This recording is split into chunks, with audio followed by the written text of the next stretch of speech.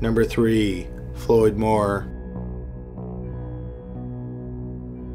In January 1986, Sergeant Floyd Moore was the second in command of the Bay County, Florida Sheriff's Office Special Investigations Unit. He was well liked in the department, and he was a father. On January 28, 1986, the same day as the Challenger explosion, Moore was working his second job as a security guard at an apartment building in Panama City. Moore was dressed in his sheriff's uniform, and he had his radio.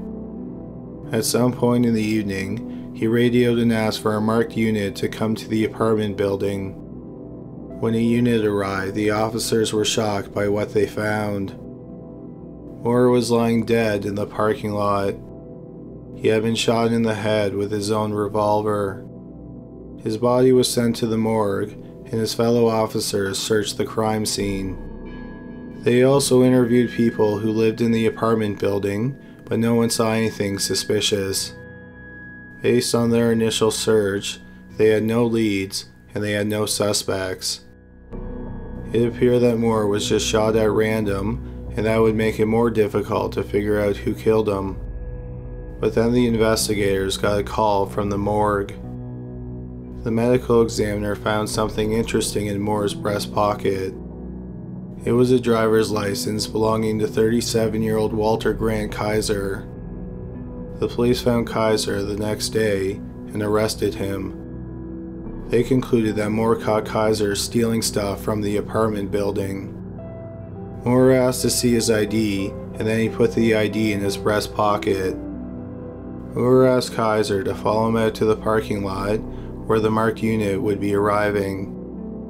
When Moore turned his back on Kaiser, Kaiser reached for Moore's gun and shot him in the head. Kaiser panicked and forgot he had given his license to Moore, so he ran away without grabbing it. Kaiser was convicted and he was sentenced to death.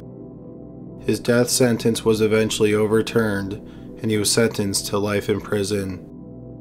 He is currently serving his sentence at the Jackson County Correctional Facility. Moore's family and his fellow officers like to think that he solved the last case that he ever worked on, which was his own murder. Number 2. Simon Ng. In April 2005, Simon Ng was at a low point in his life. He had immigrated to the United States with his family, and he lived in New York City, but his parents had recently decided to move back to Hong Kong. He was left behind with his sister, Sharon. Sharon was often out of the apartment that they shared until 10 o'clock each night, so Simon found himself with a lot of alone time. Understandably, he became lonely. Looking for a way to deal with his loneliness, he started blogging. On May 12, 2005, the police were called to Simon and Sharon's apartment in Queens. Sharon, who was 21, and Simon, who was 18, were both dead. Sharon had been stabbed in the neck, while Simon had been stabbed 59 times. Looking for clues, the police found a blog posting that Simon posted earlier that afternoon. It reads, "Anyway, today has been weird. At 3 some guy ring the bell. I went down and recognized it was my sister's former boyfriend. He told me he wants to get his fishing poles back.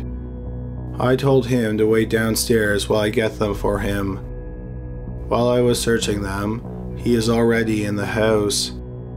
He is still here right now, smoking, walking all around the house with his shoes on, which, by the way, I just washed the floor 2 days ago.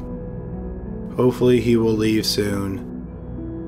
The police picked up Sharon's former boyfriend, Gene Lin, and brought him in for questioning.